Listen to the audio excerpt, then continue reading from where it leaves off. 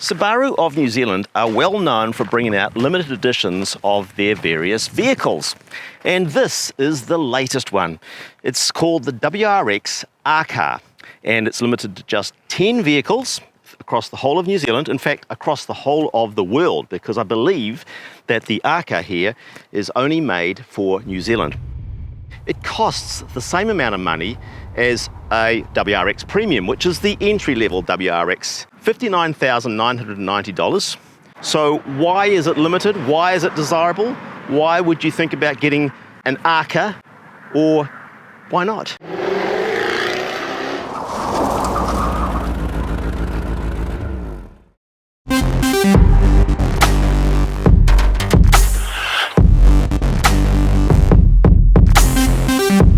Well, one reason you might want to buy the AKA is if you like red, because it's the only way you can get a factory WRX, a new one, in this glorious red colour. Another perfectly valid reason for choosing an AKA is you like the colour black. Black badges on your AKA. Underneath the WRX you'll see this symbol here. Now that's a kanji symbol for the word AKA. And in kanji the word AKA means red. I think you'd have to admit, it just looks great in this colour. The black accents around the wheel arches, along the sills, of course around the window frames and doors, it just really sets the car off. I don't think I've seen a current generation WRX look as good as this one does in this amazing red.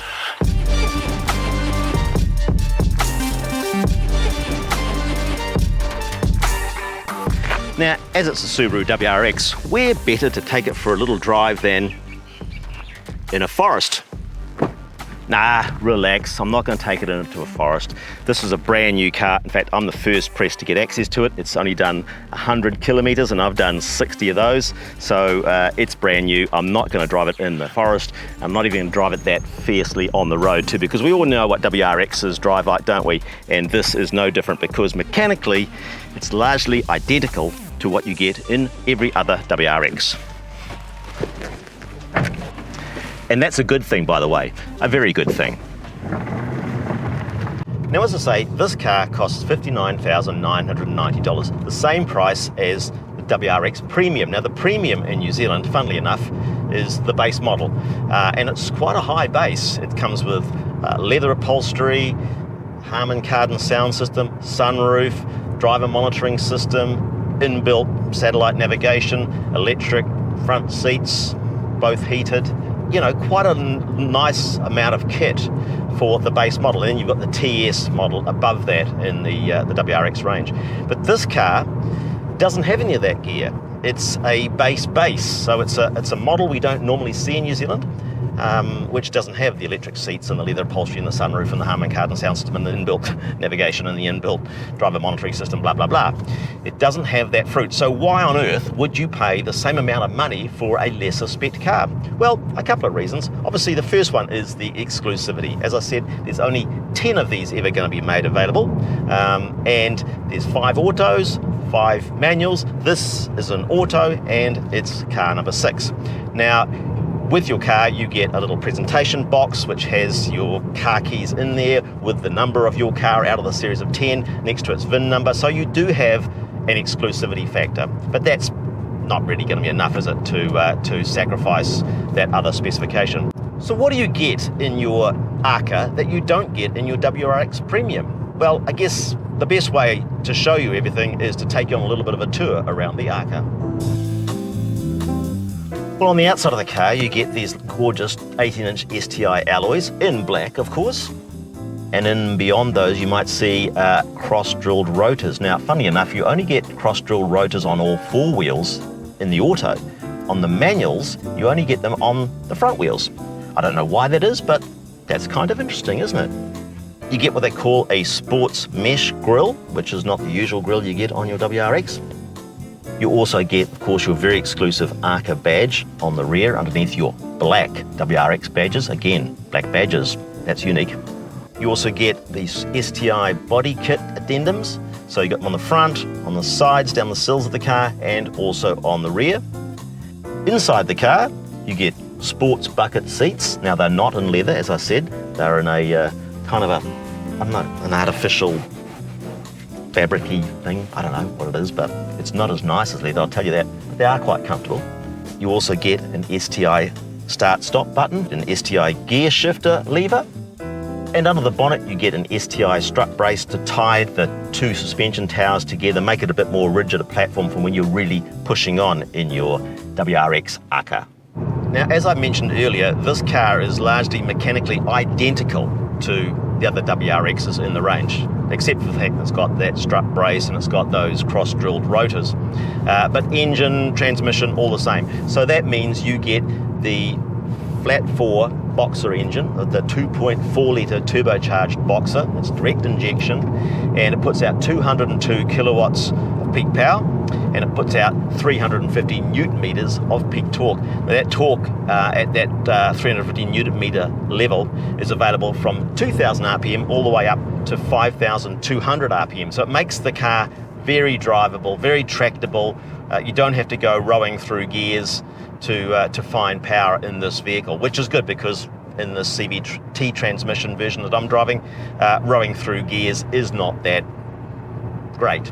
I mean, yes, you've got paddle shifters here to dial up between the 8 ratios that they've assigned to this CVT transmission, but even so, if you're in one of those gears, you can still experience rev flaring if you really load up on the throttle pedal. So yeah, I would certainly go for a manual if I could afford the extra $6,300 for the clean car fee. In New Zealand, we have the Clean Car Discount Scheme, which is to reward people for buying low emission vehicles and to punish people who are buying non-low emission vehicles or high emission vehicles. And unfortunately, the WRX in both auto and manual attracts a clean car fee on top of your $59,990. Now, because of the CO2 emissions of the manual being quite a bit more than those of the auto, they just fall into a higher band of that fee structure.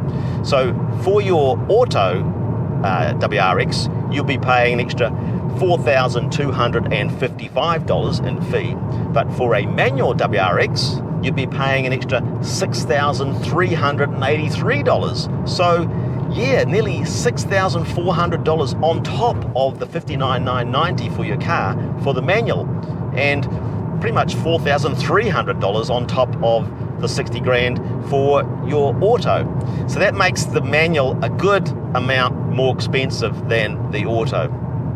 And people are obviously finding that just too much of a barrier, certainly in the regular WRX lineup, because manuals are very seldom sold now in New Zealand. In fact, I was talking to a man at Subaru New Zealand, and they doubt that they'll actually be bringing in many more, if any more, WRX manual transmission cars. So if you want a manual transmission WRX, and who wouldn't, this could be your very last opportunity to get one.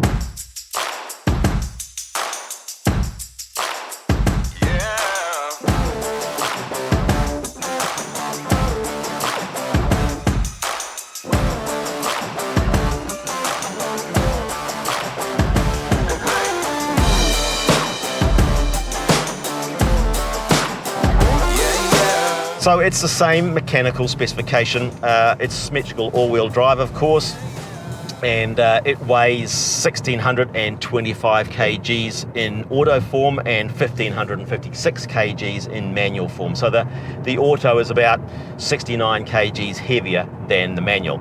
But both vehicles are quoted with the same 0 to 100k time that Subaru lists as 6.1 seconds. One of the benefits you do get from driving an auto version is that you do get eyesight. And eyesight is great. Look, it's got lane departure warning, it's got speed sign recognitions, it'll detect brake lights coming on and help slow the vehicle down before it even detects the vehicle in front is slowing down.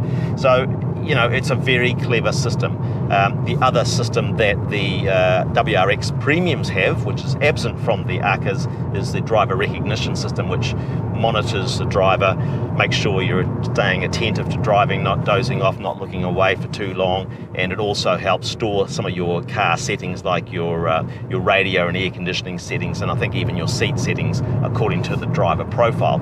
So it's quite cool, but so you don't get that in the AKA. Of course, as a feature of all modern Subarus, you get this 11.6-inch portrait-oriented touchscreen for your infotainment controls. It's generally very good, works well, it's very clear and simple to understand the iconography they use. It's not at all laggy, so that's a very pleasant feature to work with. Oh, one other thing that this car doesn't have that the Premium does have is those handy little cameras, one on the grille and one on the passenger's door mirror, able to look down and see your front left wheel when you're coming into a curb. Those aren't on the AKA, which is a real shame because I really like those cameras.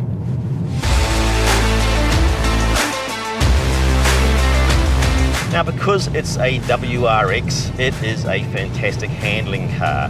You've got that low centre of gravity from that Boxer, that flat 4 engine. You've got the symmetrical all-wheel drive system giving good torque split of power to all 4 wheels.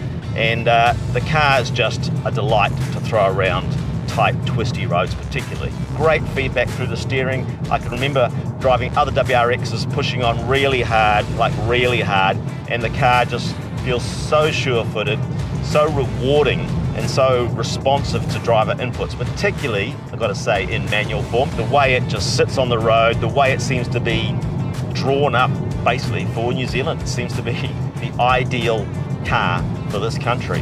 And this AKA version is just that much more special. Hey, thanks very much for watching. I hope you enjoyed this video.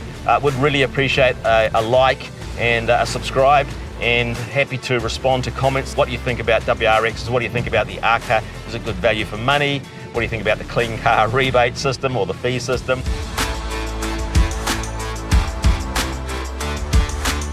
Thanks again. Until next time, cheers.